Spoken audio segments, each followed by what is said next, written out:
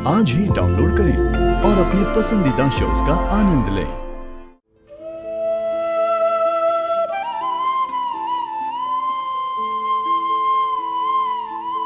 तुझे वो लोरी याद है जो तू हर्षा को सुनाती थी जब वो चोट खा के घर आता था उसका मन बहलाने के लिए? हाँ, और फिर तेरे बाबा बहुत गुस्सा होते थे और कहते कि क्या लड़कियों की तरह रो रहा है। मैं तो आज तक नहीं समझ पाई कि ये लड़कियों की तरह रोना क्या होता है। रोना तो हर एक इंसान का हक है ना। बिल्कुल है।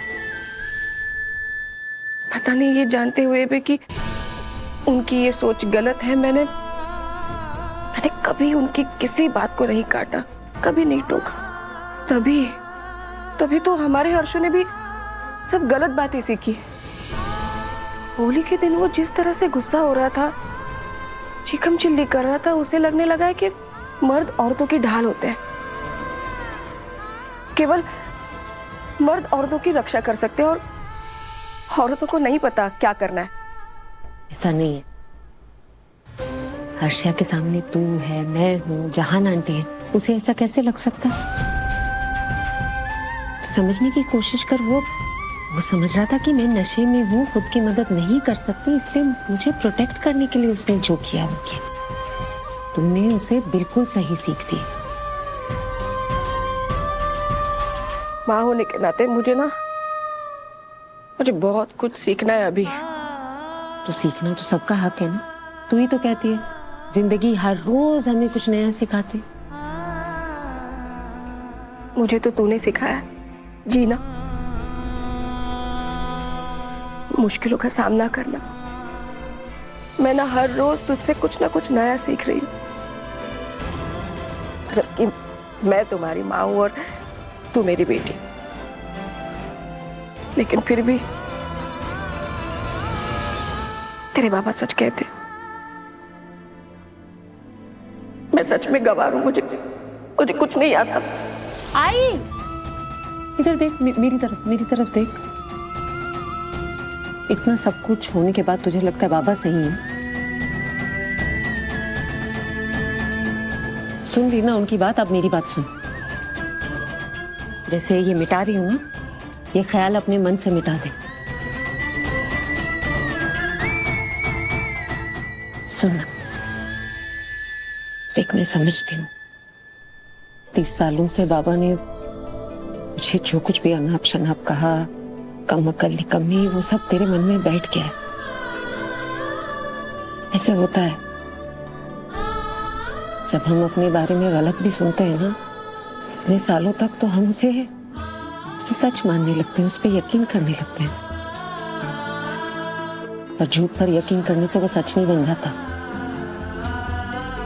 मैं भी तो तुझसे कहती हूँ ना कि तुझ में हिम्मत है, वो अपने लिए आवाज उठा सकती है। अब तो मानने लगे है ना।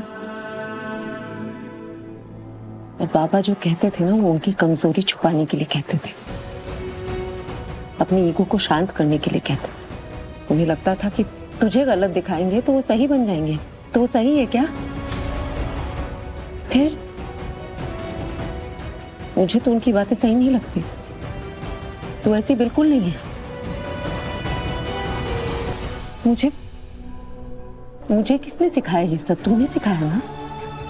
मैं कहीं और से सीख कर नहीं आई हूँ, तुझसे सीखा है मैंने सब कुछ। और मुझे पता है कि जब तेरे पे आएगी ना तो दुनिया में कुछ भी कर सकती है। तो हमेशा मेरी तरफदारी करती है। हाँ, मैं तो हमेशा तेरी तरफदारी करती हूँ। और विराट सर, वो तेरी तरफदारी क्यों कर रहे थे? मैंने तो कुछ नहीं कहा उनसे। सुना, विराट ने मेरे लिए इतना बड़ा कदम उठाया, खुद को तकलीफ दी। क्या लगती हूँ मैं उसके? कुछ भी तो नहीं।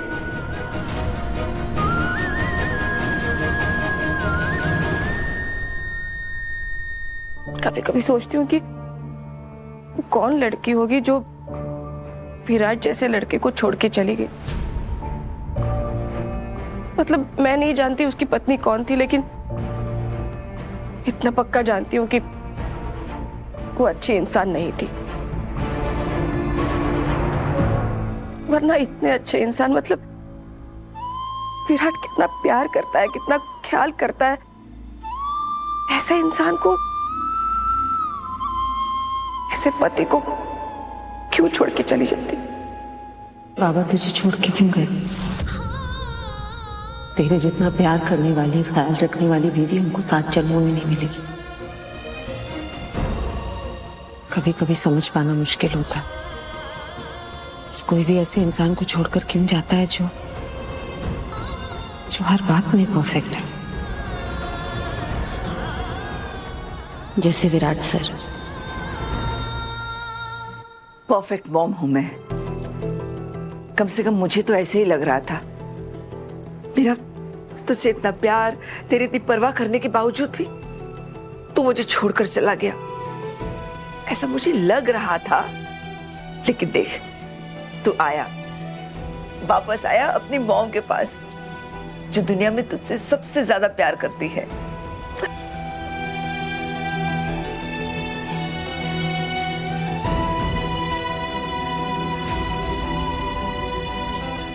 बहुत दुख रहा है। No, it's fine. बेटा, I am really very sorry, पर मेरा यकीन मानो मैंने कुछ नहीं किया है, और मुझे आइडिया भी नहीं कि इस सब के पीछे है कौन, लेकिन मैं पता लगाऊंगी। I promise, I swear. Mom relax. मैं जानता हूं आपने कुछ नहीं किया। I know you're innocent, mom. पर मैंने भी जो आज किया मॉम, आपको हर्ट करने के लिए नहीं किया। क्यों करूंगा ऐसा? I love you, mom. आप जानती है ना।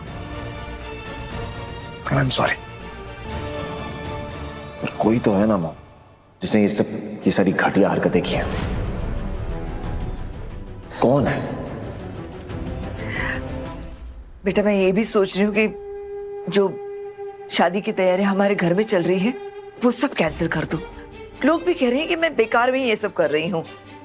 ऑनेस्टली मुझे उनकी सोच से फर्क नहीं पड़ता, लेकिन मेरा बेटा क्या सोच रहा है इससे पड़ता है। मैं ये सब कैंसिल कर दूंगी। हाँ, इसकी कोई जरूरत नहीं है माँ। क्या फायदा इसको कैंसिल करने का? आपने जो जैसा प्लान किया ना, बिल्कुल वैसा कीजिए। मैं एक काम करूंगा, शादी वाले दिन चिटनेस परिवार को कहीं बाहर ले जाऊंगा। आई थिंक वही ठीक रहेगा। एनीवे, आप ये सब मत सोचिए, सो जाइए, कल बात करते हैं। Good night. Good night.